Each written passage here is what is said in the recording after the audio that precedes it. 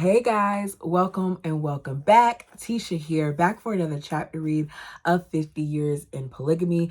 Go ahead and do me a favor and hit that like button as we begin. I apologize in advance for my voice if it goes in and out.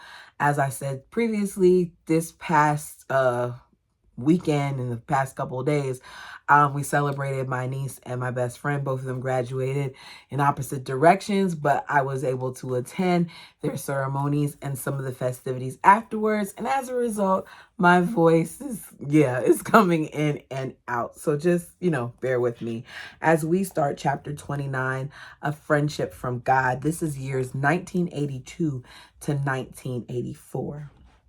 I wanted to believe. I convinced myself I was solid and making everything work out wonderfully without Mark. Apparently, it wasn't true. My ongoing battle with weight seemed to drag me down as much or more than anything else in my life. My compulsive overeating helped to numb my feelings of inadequacy as a parent, a wife, and a person. Over the years, with the exception of having my mouth wired shut, I tried nearly every diet I'd ever heard or read about. Considering my lack of financial means, I felt alone in crowds of people, among family members, and at the church. When I was all by myself, ghosts from every corner of my world would show up. On a wide movie theater screen in electrifying colors, they would recap my failures and harass me about my years and years of defeat. It's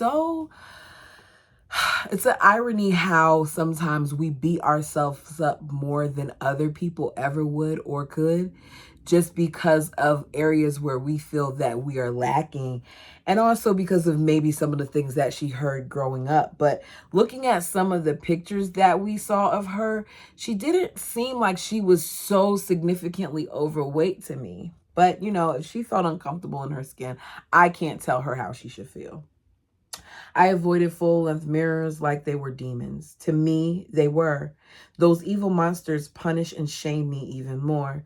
If I happened to see the reflection of my 225-pound, grotesque, cucumbersome body as I walked by a window, way to describe yourself, I imagine I should be dissected and skinned alive. What? Dissected and skinned alive? Why would you say that? In my daydreams, I wish I could take the butcher knife to myself and carve and chop away until there would be nothing left on me but my medium-sized bones covered with perfectly taut light brown skin. Girl, it sounds really self-loathing. I don't like it, but I understand that this is how she's feeling. And I appreciate her honesty. It's just, wow, she's beating herself up on every angle. God, if you are so powerful, if you are as powerful and omnipotent as we are supposed to believe you are, then why can't you make me stop eating? I have asked and begged, pled, and tried to make bargains with you. I have tried with every ounce of energy I can muster to have the willpower to quit this obsessive overeating. Nothing works. You see, God, this is another reason I have such a hard time believing in you. In most of my requests and pleadings, you have abandoned and punished me. Why, God? Why don't you help me? Why can't you make me stop overeating? Ooh, goodness. For girls' camp in 1982, my sweetheart of a mother agreed to stay in a camping trailer to help me out. Camping was not something she liked to do, so I was extremely grateful when she agreed to help me again. 3 years earlier, when I was camp counselor, she watched Jack so I could keep nursing him. This time, it was my Carolyn she'd help with. In between my duties as one of the 3 camp directors, teaching classes and attending fireside meetings in the beautiful hills around Camas, Utah, I could spend more time with my baby because of my mother's help. On the second day at camp, I packed 5-month-old Carolyn in my arms and walked from camp to camp to see how everyone was faring with the mixture of personalities, needs, and supplies. When I reached Camp Gardenia, I visited with Michelle, an old friend who had dated my brother James when they were teenagers. Caroline and I went back to Michelle's campsite at lunchtime. For nearly 2 hours, we sat on a blanket under the huge pines and quaking aspens and got reacquainted. A month after girls' camp, Michelle brought her 5 children over to my house for lunch. as we had planned. During our visit, she told me she'd been praying for a long time to find a close friendship with someone. Oh, I just ripped that page. With someone who'd care about her and about whom she could also care. Soon Michelle and I began to exercise, walk, and diet together. We hung out with our younger kids and even began to plan our workout meetings, meals, and holiday celebrations together. She became more of a friend to me than I ever knew was possible. She doted on me, my brain, my talents, and regularly reminded me of my potential. She raved about my abilities and attributes and always defended my opinions and me. As the days passed, I discovered her constant and unflinching goodness and loyalty to my children and me. I began to think Michelle would make the perfect husband. Oh, I'm like, Michelle would make the perfect husband. Okay. We could enjoy everything in our relationship but the sexual aspect. As time passed, Mark had a few longer breaks between his jobs in California. When he first met Michelle, he was kind and tolerant of our friendship. Before long, however, he began to despise and resent her presence in my life. Why? Because she has someone that actually cares about her, that she doesn't have to compete with, that she can share her problems and things of that nature and not have to worry about the judgment or be told that she's not being a good sister wife. What exactly is he resenting?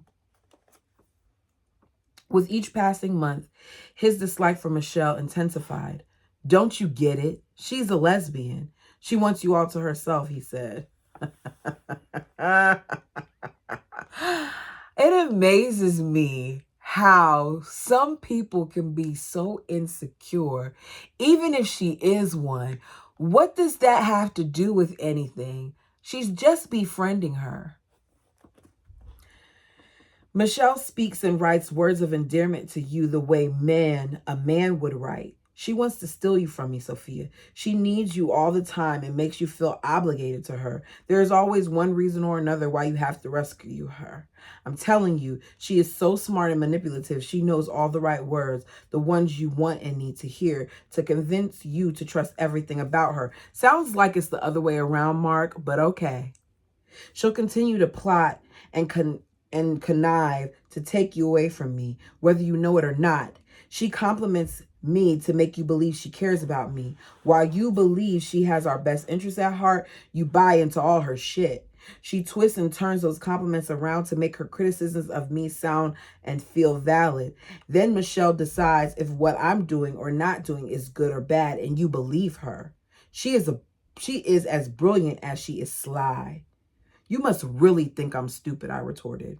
Do you think I'm so dumb she could sway me and my thoughts enough to break us up? Of course, Mark admittedly believed everything he claimed, and in the quiet of the nights, I'd mull over it over and over in my heart and mind. He was right in many of things he said. Michelle was brilliant. She had a knack with words and an incredible photographic memory. I couldn't blame him for his point of view. Even I was a little suspicious of the notes she'd written to me. The verses she wrote were a lot like a boyfriend's notes to his girlfriend in many ways. I started to feel overpowered by her need for us to spend so much time together. Her demands definitely stole too much of my time away from my family and work. Still, I believed it was my duty to rescue her from deep bouts of depression. She was there for me when Mark was gone. Who else would be there for her when she needed help? I still couldn't or wouldn't believe she was a lesbian, or that she would deliberately do anything to steal me away from Mark. Even though her requests and actions were dragging me away from him, I pled with him to understand.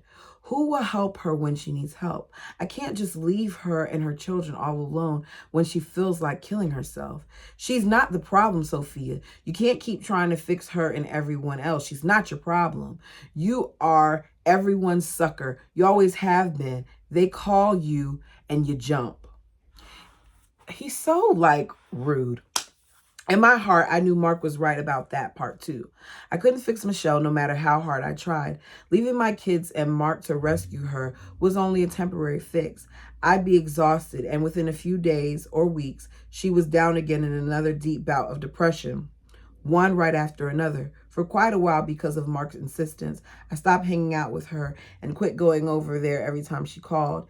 It didn't stop my constant worry, though. I wondered if I would also be held accountable to God for her death and horrendous toll it would take on her children if she ended her life. Sounds like her friend needed some additional help that maybe Sophia couldn't give her, but we'll see. My sister Francine had finally had enough moving, sharing sister. Okay, did I skip a page?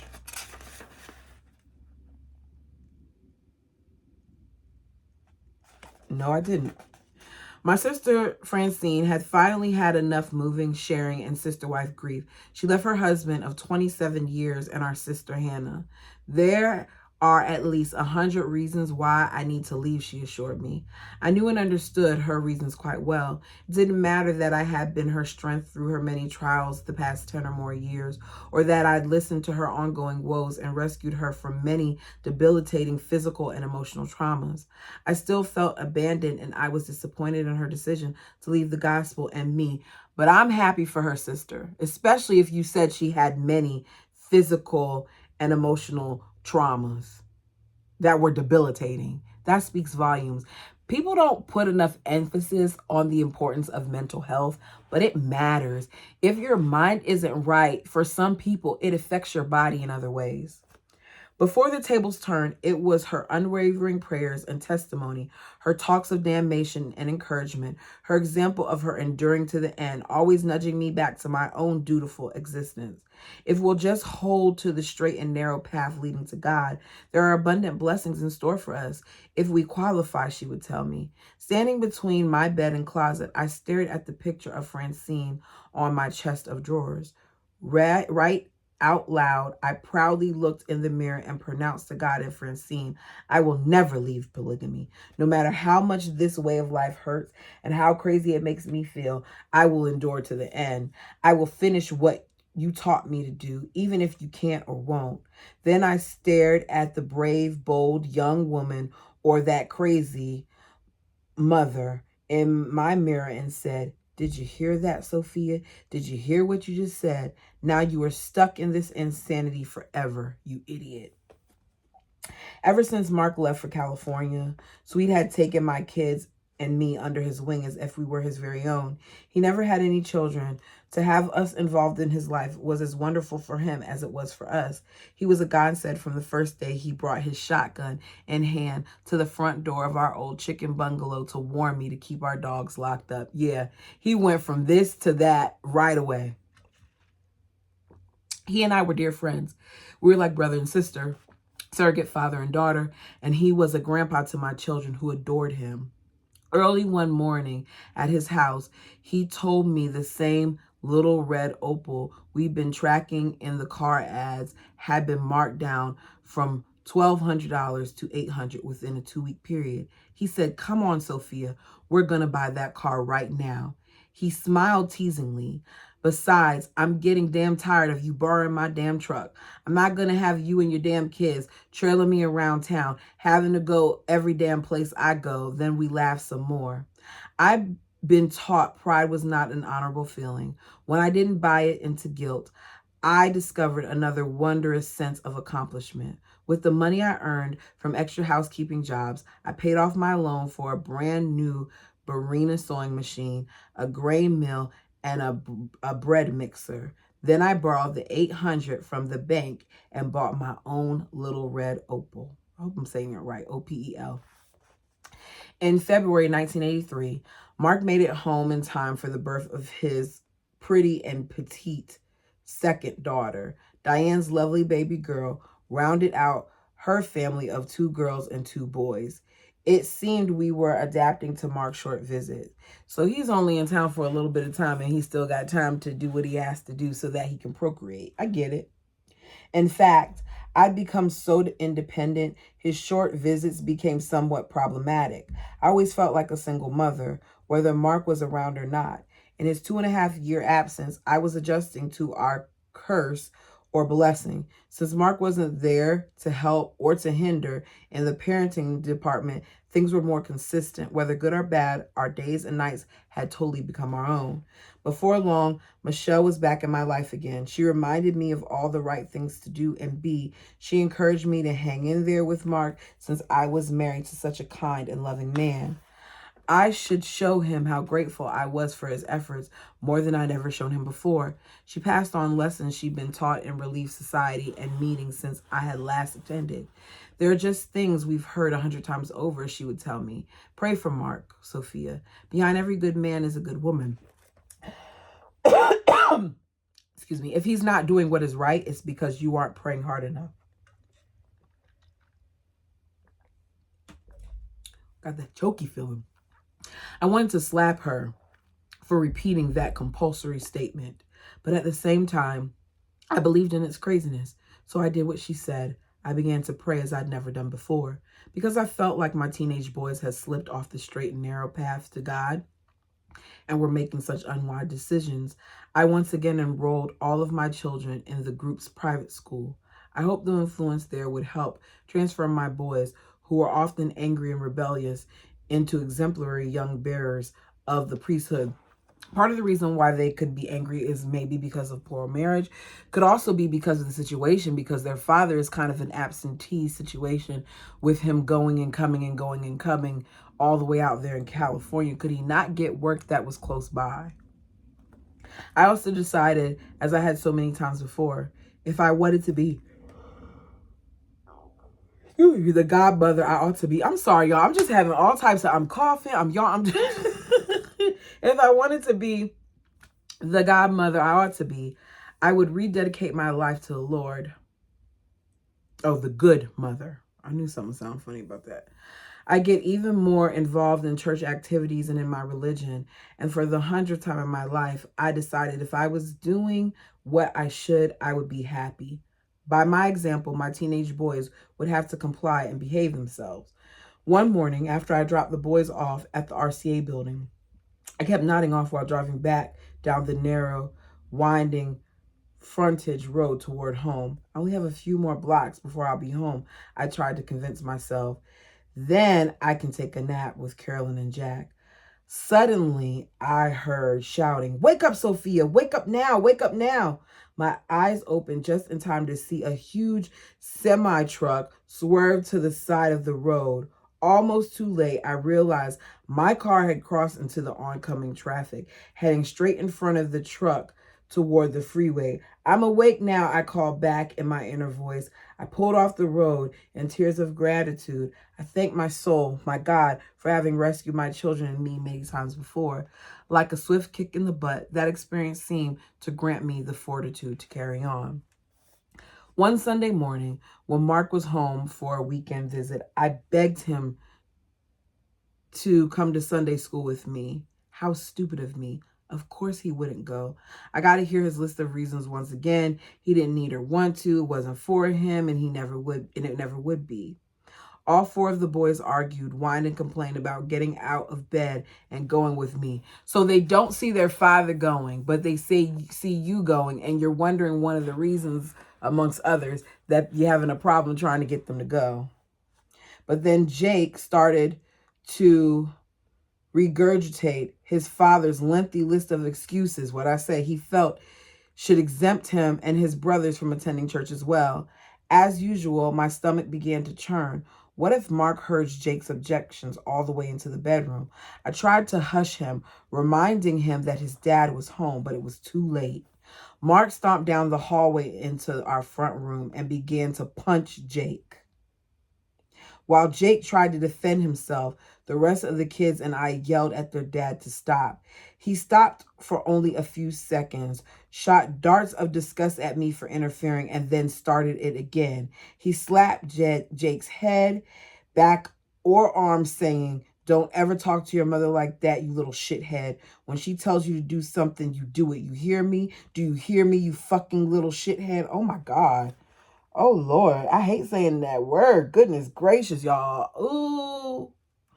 Ooh. I'm sick and tired of listening to your back talk and mouthing off at your mother. Mark's face was blood red. To protect himself from his father's blows, Jake curled himself into a ball. He wrapped his arms across his head and cried. I normally wouldn't say those words, but I'm going to say it in that instance because I think it's important to see just how abusive this man was. We've seen, if you watch The Sister Wives, where Christine said that your husband was an evil man. To me, this is an example of how evil he is, that you're cursing all types of expletives at your child while beating him in the head, saying the things that you're saying yourself, and then because he repeats it, then you come down and you want to beat him up for it.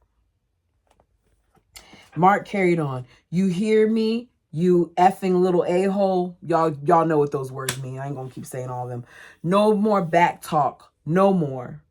I couldn't take it any longer. I grabbed Mark's shoulders to pull him off Jake. He shoved me backward. You stay out of this, Sophia. He continued to hit. Okay, so you're still hitting him. What? We don't think that this is abuse, y'all. This is abuse.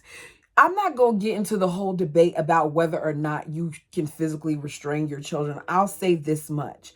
I feel like there's a point where it goes beyond discipline. And this very much so to me is him being angry at his child and taking out his anger on his child. It didn't require all of this. He continued to hit Jake's chest, head, and back, while the rest of us begged him to stop. By then, Mark was so enraged and incensed, he didn't even feel my pathetically weak punches trying to knock him over. Y'all, I'm going to tell y'all what I would have done in that instance when it comes to my child. I sometimes, I'm telling too much of my business. I sometimes regret the fact that my son isn't in a two-parent household. But then I hear things like this. I'm going to tell you like this. If you did this to my child, I'd probably end up grabbing a knife or something of that sort. Because you're not going to keep beating on my baby. Because this is a bit much. More than a bit much. It's too much. When Mark finally stopped and left the room still raging, I tried to hug Jake, but he pushed me away and covered his face with his sleeves. I hate his guts. I hate him. I hate him. Jake bellowed as he ran out and slammed the front door. With tears streaming down my face, I followed him out the door. Come back, Jake. Please don't leave. I called until he disappeared from my sight. I was worried sick. I couldn't catch my breath, and I wondered if I'd ever hear from Jake again. I decided I would not speak to Mark until Jake returned. Meanwhile, as Mark often accused me of doing, I sulked and grieved over his violence toward his son and his family. I searched for Jake for days. Oh, wow. I couldn't sleep at night, wondering where he was and if he was okay. At least 3 days later, he came home. He said he'd been in a safe place with his friend, waiting for his dad to go back to California. I was still so devastated about Mark's abuse towards Jake. I couldn't talk to him for days before and after he took his long journey back to work. I'm trying my best to raise my children. I made a million excuses for Mark's temper, fits of rage, and his constant verbal and oftentimes over harsh discipline. Our children had more than their share of mental and physical anguish. They had written notes to their dad and me saying, "Yes, Dad, you are right. I am a piece of SHIT. A dumb, lazy a stupid, and an idiot." I couldn't bear to save those devastating letters, reiterating the words they'd heard blasted in their direction so many times over the years they could never be counted. I remember in a therapy session, and I always say it wrong, but you'll get the gist of it, that my therapist basically told me that it takes 1,000 like you go girls or you're great or you're wonderful to replace one you aren't anything. And I can only imagine with the amount of times that these kids heard this, how often they felt like they were inadequate. I'd hold my hysterical, sobbing children in my arms and push their hair out of their eyes and beg them not to be mad at their father, who, oh Lord, didn't really mean to hurt you. He just had a bad day. He really does love you. Your dad didn't really mean any of the terrible things he said. He just wants you to... I fed my children too damn many reasons and excuses for their father's bad conduct. In my ignorance and inability to know what to do differently as their mother, I thought my behavior was acceptable, normal, and justified. In that, the kids and I could continue to forgive and forget as we were always taught to do, which is so dangerous. Not only do you not feel protected, but you kind of don't feel protected from your mother either, because you're getting this from your father and then your mom's telling you to forgive him for what he did. A week later, I finally dared make an attempt to get through to Mark. Beating on someone isn't ever the answer, I said. All Jake was doing was repeating your words and actions about not wanting to go to church, behaviors that he learned from you. His words of rebellion were exactly yours, the ones he's heard you say to me umpteen times in his young life. He deserved everything he got, Sophia. He doesn't have a right to talk to you like that, Mark exclaimed. I knew better than to try, as nothing I ever proposed seemed to make much difference. Mark justified all of his negative behaviors by blaming Diane, our kids, and me for our inadequacies. If you two weren't so passive, I wouldn't have to be so aggressive. I tell you, boy, the way that people make logic for their misgivings, the way that people make excuses for the things that they do that aren't right. If he or she wouldn't have made me mad, then I wouldn't have had to. Though many of life's ordeals are tragic, it's always rewarding when we can discover blessings among those disasters. I knew I could no longer make up excuses or reasons for Mark's, my own, or anyone else's mean, unkind, or abusive behaviors towards our children. There was no excuse. I wouldn't accept one or make up one ever again. I had to do something different. The scary part was this was a concept and undertaking I knew nothing about. Okay, let's go ahead and do chapter 30. Births, deaths, and suicide. This is 1984. I'm already going to have to put something up here because there's explicit language in this one. I mean, I've said some before in the other chapters, but that F-bomb just hits a little different. Okay. For 3 months, I felt an urgency to get to Park City to spend some time with Mark's sister and precious friend, Ann. She had invited us to come up many times since her husband moved her into a beautiful new home next to his first wife's new home in the canyon. We met when we were 11 at her mom's home where Mark teased us about using his game. The next time we met, she was skating with Royce, my first love, just before he asked me to skate. 4 years later, I married her brother. Since Mark and I first started dating, my friendship with Ann had been solid and comfortable. No matter how our visits were far apart and way too few, we were like best buddies whose love and respect took off right where it was before. Near the end of February, I told Mark I was going to take the kids the following weekend and go see his sister. For the past 2 years, he and I would plan to visit Ann just an hour away, but for one reason or another, he would end up canceling. Ann and I both want you to come up, Mark, but if you decide not to, I'm going to go anyway, I said. Maybe next weekend, he replied. My check should get here by then and I'll be more relaxed. I just got home. I want to stick around a while before I go anywhere. I'll be here a few months so we can go later. You've already put this visit off too many times, I said. If you want to go up there later, you can, but I'm going to take the kids and go this coming weekend. Minutes before we were ready to pull out the driveway, Mark decided he would go with us. We met Ann and her her two eldest sons at a gas station just off the highway. They piled our things into a small trailer. Our 5 kids, Mark and I, with my 9-month pregnant belly, climbed onto the back of 3 snowmobiles and hung on for dear life. Ann and her sons drove up the snow-packed roads that wound around the hillside. At the top, our boys begged them for more fun. The 3-day weekend with Ann and her family was the most pleasant event we'd enjoyed with our kids for a long, long time. I was more grateful than words could express for the wonderful time we spent together. On our way home, Mark, the kids, and I talked about our deep love for Anne and what a perfect person she was to us. She's one of those perfect spirits who seems to be good to be here among all us wicked ones, I said. On Monday morning, the day after we returned from our visit with Anne and her family, I woke up to a warning voice in my head. Get your things to your mother's house now, today. As I had done a zillion times before, I debated with my soul. I'm only 1 week overdue. I got at least 2 more weeks to go. All of my babies but Jake had been born late by 2 or more weeks. To avoid further disappointment, I added 3 weeks to one also. Still, I had plenty of occasions in my life to know if I'd paid attention to and followed my sixth sense, I'd be grateful. If I didn't, I usually had some kind of trouble.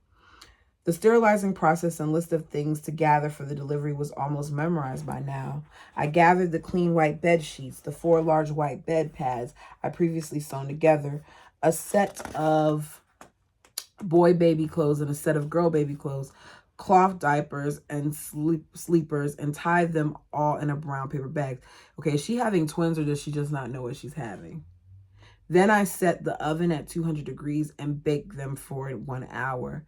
After lunch, I took Skylar, Jack, Carlene, and my prenatal packages to Mom's basement apartment and spent the rest of the day there. For the first time ever, I fell asleep on Mom's couch instead of cleaning for her while we visited. She took my kids to play outside on the huge swing set Dad had built for his grandchildren. When she saw I was still sleeping, she took them to visit with their grandpa in his office upstairs. When I found them after waking up, Mom said, "You must have really needed rest, Sophia. You slept through every noise we made. As far as I know, you've never done that before." In the late afternoon, I rushed home. I wanted to spend a few minutes with Mark before he disappeared into the basement with Diane. I had no sooner entered my kitchen from the garage when I had a long, agonizing contraction.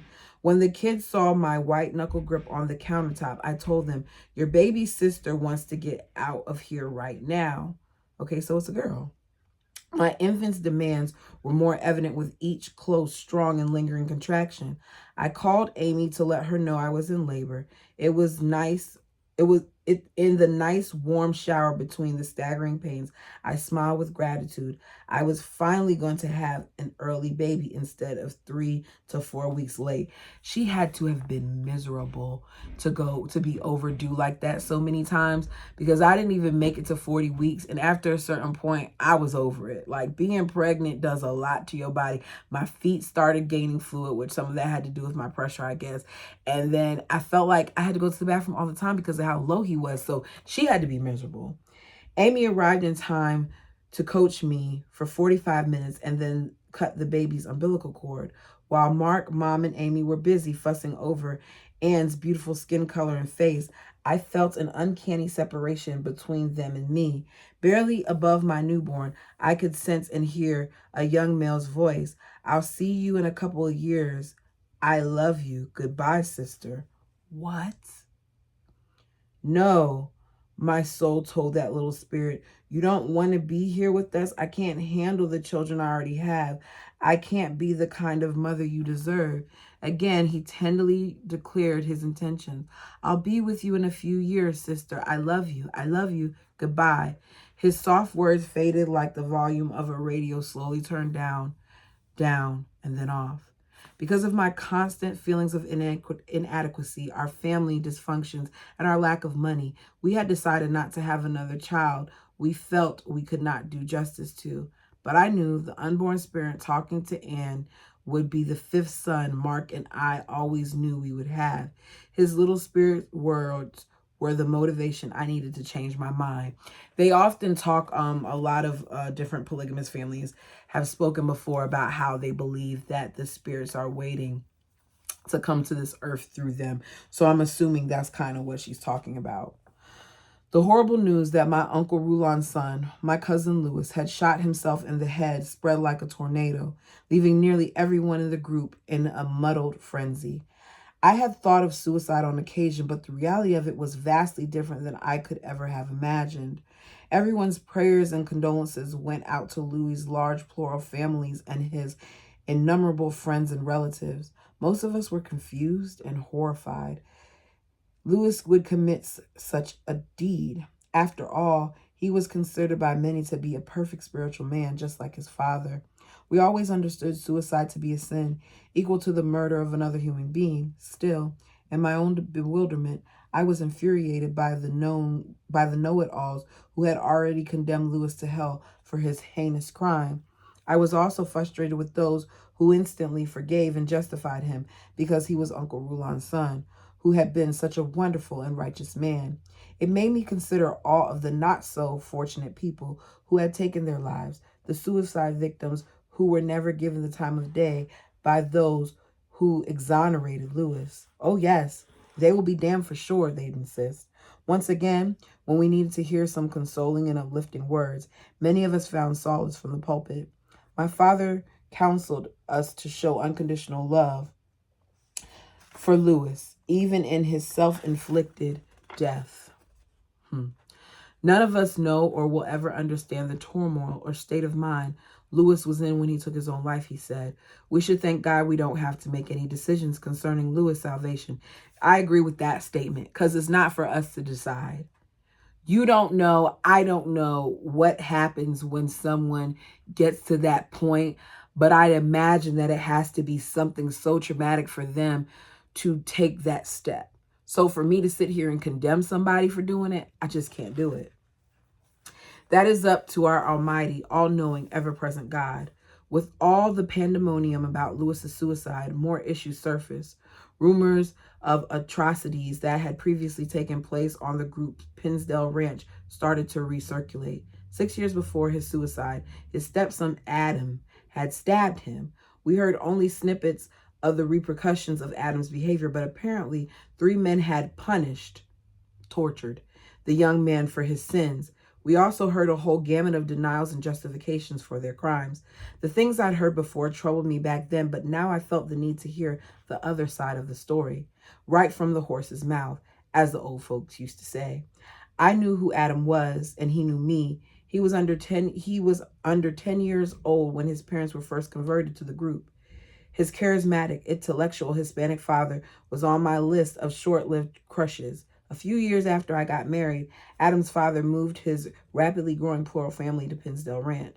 In 1973, Adam's father was killed in a freak tractor trailer rollover, some considered suspicious. Much too soon, according to Adam, his mother married Lewis as a plural wife. After Adam stabbed his stepfather, Lewis, he was kicked off the ranch and warned never to return. He moved back to Salt Lake, where he worked for Mark for quite some time, making it fairly easy to look him up, which I did. Clear back in 2003, when Adam and I met to talk, I told him I wanted to write his story in my book. I asked him if he would be willing to tell me the details about what happened between him and his stepfather. Adam said he and Lewis had battled for a long time over his long black hair and his assumed rebellion, which Lewis described as embarrassing to the family. To Lewis, Adam's hair had to be cut because he said so. To Adam, the fight was a matter of preserving his rights and his own self-will. Y'all were fighting over his hair? Wow. One freezing cold day in January 1974, 14-year-old Adam returned from a campout in the mountains with his hunting knife on one side of his belt and his gun on the other. As he entered the house, Lewis attempted to force him into a chair and tie his hands behind his back and to the chair so he could chop off Adam's long, wild hair. In the heart of the skirmish, Adam got his right hand free and grabbed the knife from his side and swung it behind him. When it went into Lewis's side, Adam bolted. While Lewis was still in the hospital in critical condition as the knife had punctured his liver and kidney, Adam watched as 3 men stalked him for weeks. They watched his every move, what he did, where he went, and whom he talked. Whenever Adam would look in their direction, they would duck down and pretend they were busy with another task. Adam said he was terrified they would kill him. Just after he returned from a high school basketball game, the same 3 men kidnapped him, tied his hands behind his back, and chloroformed him.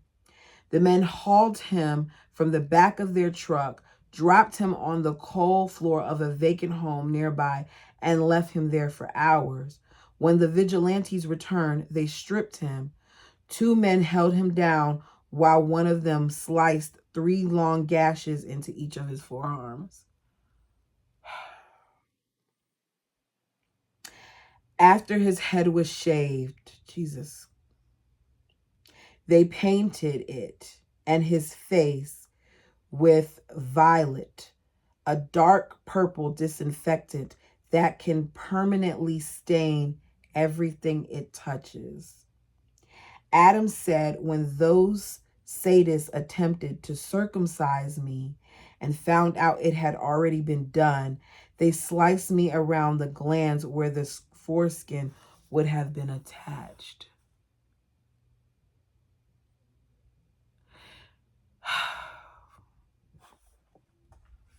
Then the men tossed Adam's new body into the back of the truck and drove him into the hills. With a large safety pin, they secured a patchwork note to his bare chest. Like some ransom notes, the letters were cut from a newspaper and glued together. Adam said, I believe the note said, evil boy, bad blood. Lastly, the 3 self-proclaimed rolled him off a 15-foot cliff and left him in the snow to die. My goodness. All because he didn't want to cut his hair. He was tied down and he stabbed the guy. And I'm not saying, I'm going to be honest. I felt like that guy deserved that. Not Adam, but the guy who decided to take it upon himself to tie him up like some animal. And I wouldn't even do that to an animal. To tie him up and to assault him. Because that's what cutting off somebody's hair is. Whether y'all agree with it or not, in my opinion, that is assault. If they don't want it done, it's assault. Adam said when he regained consciousness at the bottom of the cliff, it was his rage that forced him up. Ignoring the excruciating pain from his wounds and from the exposure to the cold, he made his way home, dressed himself, and retrieved his gun to go after his tormentors. Yes, I probably would have shot him, he told me, but I was held down again by family members before I could get past my front yard. What did your mother do or say about all this, I asked. Did you or she ever go to the police authorities outside of Pinsdale? Adam blinked a few times to halt the rising tears. Oh, goodness. Huh. She did not do one thing to protect me then or ever. Most of the time, I don't think she even knew what was going on all around her. All of her heart and love was given to Louis, not to the 3 of us kids, and I was too young to know what else to do. I started to cry. Did you get any medical attention? A nurse on the ranch came over to stitch and bandage me up, but she said hardly one word to me. That was it. I stayed all alone in my room for days. I hardly saw anyone. And that wasn't the only time I was beat, Adam said sadly. Many times I was smacked with a stick or thrashed with a willow and didn't even have a clue what I'd done to make Louis or any of the other men on the ranch so angry. One time I got a beating for throwing rocks off the church's parking lot into the trees. At least I thought that's what the beating was for. Adam told me on another occasion, Louis checked him out of class and told him to wait in the car all day until he finished work. Then in front of his coworkers, Louis Ash Adams bare behind with the willow. Again, Adam was not given the reason for a beating. The only consolation I feel in my heart for those kind of evil deeds, Adam told me, is about a month ago, before Louis shot himself, he came to Salt Lake and apologized to me for all the beatings and trauma he caused in my life. From the feelings Louis divulged to him on that visit, Adam reasoned Louis had decided his life had no more value, since it had been full of pretense and fraud. Adam said, I think Louis felt he had been deceived by dishonorable men and could no longer deal with his own mistakes and all of his wickedness around him. Adam's story solidified my own suspicions of corruption in the group. At what point, I questioned, had our men started asserting such cruel and unlawful authority over others? They justified and hid their iniquities in the name of their early day prophets and God. How long will those men get away with such self-righteous, terrible deeds? Was it really the wrongdoings of evil men that made the gospel look bad? As Mom had always said, I wanted to believe her. However, started feeling more and more like the other way around. Isn't it our gospel and religion, I wondered, that justifies and protects the nefarious under the guise of male supremacy, holiness, power, and priesthood? To this day, no one has paid a penalty for the crimes against 14-year-old Adam. Y'all, he was 14 when they did that to him. Imagine how much that messed him up. Then after all these years, we can imagine the rest of the actions, lies, and cover-ups that have been condoned and covered by some of those holy men in that little kingdom of God. 6-month-old Annie was snuggled tightly against my breast when we were startled by an early morning telephone call. I'm just realizing I'm calling her Annie, but her name might be Ann.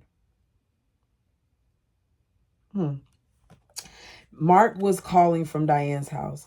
I have some really sad news to tell you, he said somberly. He swallowed, and I could tell he was holding back his emotions. My sister Ann died last night. No, I screamed. That's not true. She's way too young to die. She's got 8 kids. She's 7 months pregnant. It's not true, Mark. You heard wrong. It's not Ann. It's a mistake. I am so sorry I had to tell you like this. I wish there was some way I could tell you and we could hold and console each other. I'm so sorry, Mark said while we both cried on opposite ends of the phone. I couldn't quit crying. All day long, I envisioned the ghastly scene and the horror Anne's 15-year-old son must have felt while watching his mother die. Anne was lying on her bed when she choked on some antibiotics that had come back up and lodged in her esophagus. Goodness gracious. Her son tried in every way to help her. By the time her husband got there from his first wife's house across the way and the paramedics arrived, it was too late. The funeral was extremely difficult for all of us. Our consolation was our belief that Anne was just too good to be in this world. But what about her children? I asked God. Why was she meant to have so many just to die and leave them all? Swade was ill again. I visited him the morning after Anne's death and didn't say a word about her. He seemed unfriendly and distant, which just wasn't like him, and I couldn't get him to tell me what was wrong. He was wearing thick navy blue overalls, and I poked him in the gut with the end of my spoon a few times. Then I fluffed his short gray hair with my fingers like I'd done before. I teased. We needed to find him a cute wife to keep him company. Still, he wouldn't say a word. I gave in, sat, and quietly waited.